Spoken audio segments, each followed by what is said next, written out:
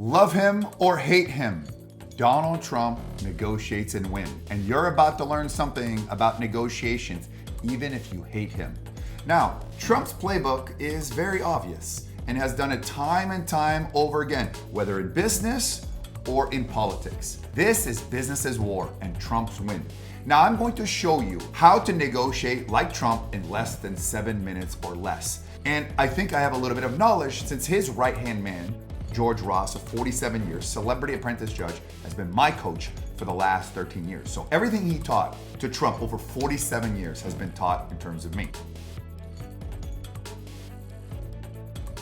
Now, if you are still watching this and you don't like Donald Trump, the fact that you cannot look at someone you do not like or respect and say, you know what, I may not like the guy or the woman, but he sure knows how to negotiate. So I'm going to give you 7 examples. Number 1, always start with the extreme. For example, China tariffs.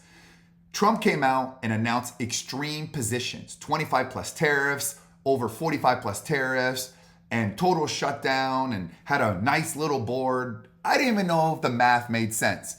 But what he's doing there is that he forces opponents to react under pressure because it all comes down to leverage. He knows that the United States often doesn't need the other country, they need them. So by doing this, he forces them and then backs off later when he gets the deals he wants.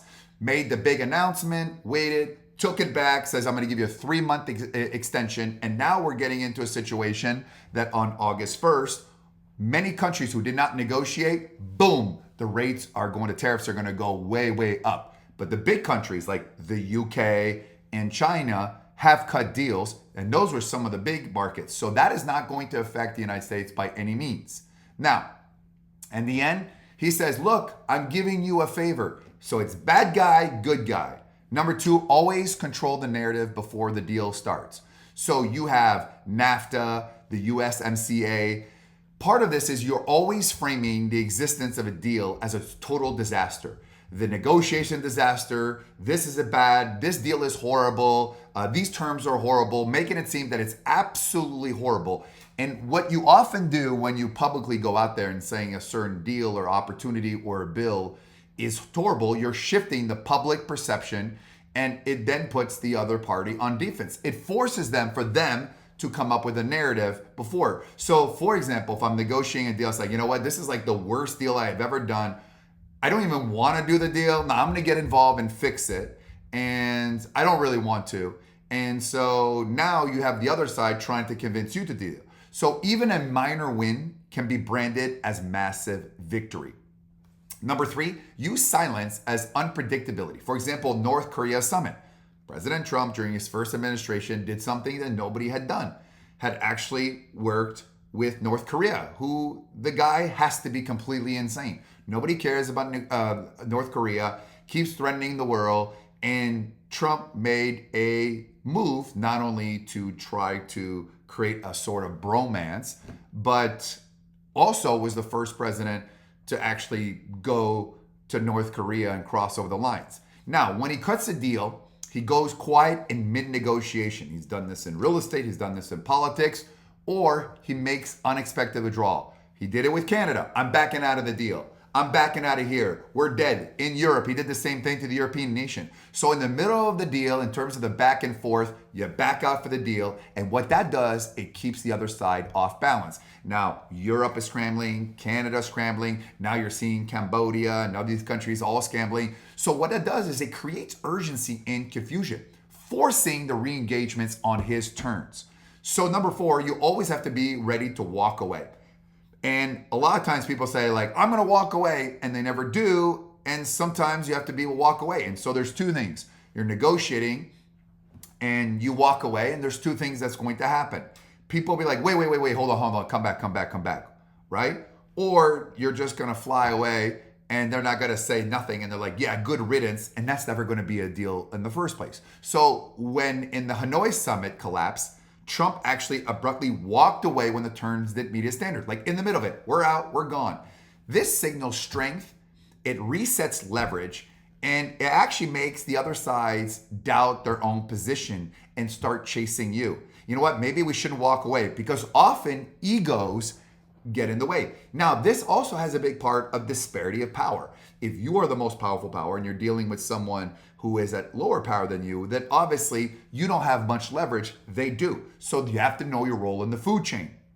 Now, on the other side, if you have equal power, this is very, very, very effective. And sometimes, how bad does the other person want to do the deal? And it all comes down to one word: motivation. If there's no motivation, there's really no term to do a deal as well. So when Trump did that, it created disparity of power. In the end, he got what he wanted. Number 5, use the media to build pressure. For example, Trump did this in real estate deals like Trump Tower. He publicly talks down an asset to drive it down. It's horrible, it's this, it's bad, nobody wants to do it, the unions, all this. And what happens is he uses the media to basically weaken the seller psychology. And he did that very effectively in the last campaign against Donald Trump. He did this in his last campaign against Joe Biden, although the media turned against him after his second term, which is one of the reasons why he lost, among other reasons. And so you have to learn, whether it's the media or other parties or other interests, right? In real estate, you can have the HOA basically go against a particular deal, or you can have the council or municipality say, we don't want to do that, to try to influence the outcome as well. So once the deal is done, then you flip the script. This is Trump 101. And then you call it the best deal I've ever made. Huge, best deal, greatest deal ever. It's never going to be done again. Nobody does it better than me, than Trump. It's fantastic. So that's the deal that he makes. And, that's Trump 101. Everything's the greatest. Everything's the best as well. And you can say or not, he is a billionaire and he's done it very, very, very well. Number 6, you turn delay into a weapon. So 40 Wall Street, which is considered probably one of the greatest real estate deal of all time, that was purchased for $1 million and now probably worth between 400 to 500 million, depending on who you ask. And I know intimate nature of it because George Ross, who was, again, Trump's right-hand man for 47 years on The Apprentice as a judge, told me the story, and he was involved in the negotiation as well. And it just shows that how amazing as a deal maker was. And a lot of it had to do with relationships. President Trump going to Germany to convince the person to sell despite all the liens, and then go in there and make 30 or 40, 50 deals, everything from unions to back pay to everything. So for what it does is, if you turn delay to weapon, what it means is you drag out the negotiation and you wear down the seller. Sometimes, especially when the other person wants to get it down, or urgency. So you basically say, the longer it takes, I don't know if I want to do it, maybe I'll back out. So you use time to analyze leverage, financing, and other alternatives. Tired sellers often cave at the end of the pain. And that's what they do. They're just like, I just want to be done with it. Just get rid of it as well. Very effective. Now, this could also blow back on the other side as well. But in President Trump, this deal's the greatest deal of all time. It works. Now, does it work every time? Probably not. 50-50. Number 7, make it personal. Then exploit loyalty. So Deutsche Bank debt restructuring. Trump was in trouble, had to do some renegotiation, put pressure on the bank to restructure the debt, and use the loyalty card. For anyone who knows President Trump in a personal, I know the family very well. I've been several things, and I don't get involved into the politics sides. It's just, even just talk about Trump right now, that's like part of the negotiation. But you have to respect that in terms of negotiation, deals are being done. We had a previous administration, weekend at Bernie number 3, and nothing was being done, and America wasn't respected. And now, maybe it's more hated, but things are getting done. Now, is everyone going to be happy? No. Part of understanding in a negotiation, and Trump understands that no matter what he does, or no matter what you do, it is impossible to make everybody happy. So at the end of the day, you have to make it personal. You just know that the majority of people, if 51% of the people like you, you're going to be president of the United States. So the important thing is you have to build rapport. Even after a legal dispute, sometimes Trump is in legal disputes, over 4,500 lawsuits, but then sometimes he's best friends again with the people. So by leveraging the fact that we know each other, and over time, you take your adversaries and you turn them to allies. So turn from being known into being preferred as well. So Donald Trump doesn't negotiate to make friends. He negotiates to win. His style is blunt, it's no BS, it's aggressive, it's unpredictable, and often uncomfortable, but it works. He's the president of the United States, not only once, but twice. He's a billionaire. And whether you hate him, you have to at least respect. And I think the reason why some of you here may not be earning your worth if you hate Donald Trump is not because you hate Donald Trump, is you're unable to go to people you don't like or don't always agree and say, you know what, I don't like this. But he's done a great job with the tariffs. Now America's getting, 20, $30 billion a month in tariff fees. Everyone thought it was going to be the end of the world. It's not. So you could say, I don't like him, but that was a good move. Still don't like him, but it was not a good move. And if you're unable to do that, you're emotional and you're going to be out negotiated every single time. Because when you're uncomfortable, it creates pressure. When you're emotional, it creates lack of positioning and lack of control. And if you're way too emotional, then you're going to be able to, your opponents will be able to study you.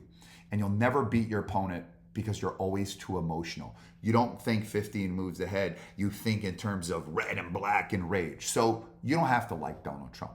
You just have to recognize the game he's playing. Because in business, it's war. Somebody wins, somebody loses. There is no second place. No different than the Olympics. Nobody cares about silver or bronze medal. The one who walks away with the deal is the winner. And if you want to win, you should rewatch this video to really understand how can I learn these lessons and apply to my own business. And that's called conceptual implementation as well. Again, business is war. Trump wins, whether you like it or not. And if you wish, strongly recommend you get my book, Business is War. It's not only a success, global bestseller, but it's the story of how I've been able to win in over 84 companies and brands in 56 countries and clients in 104. But it's not only my stories of failures, it's the stories from the world's most successful billionaires as well as Hollywood A-listers, because how you fail is how you succeed. And without failure, there can be no success. Huge favor, if you like this segment or you prefer this segment over the news, you can go back to all the previous episodes. Make sure you subscribe. It takes 2 seconds. And I'd like to hear your thoughts about it in the comment. It takes 2 seconds and it helps the algorithm. And hopefully this helps something well. And if you left early, chances are you're really never going to win because you're probably watching another video of Mr. Beast, which I love Mr. Beast, but that doesn't make you money. I'm here on YouTube to inform, to empower, and to do business with people. I'm not here to entertain you. If you want to be entertained, scroll to the next video. If you want to win, get my book, and in the comments, I'd like to do business with you. Here are the options. We'll see you next time.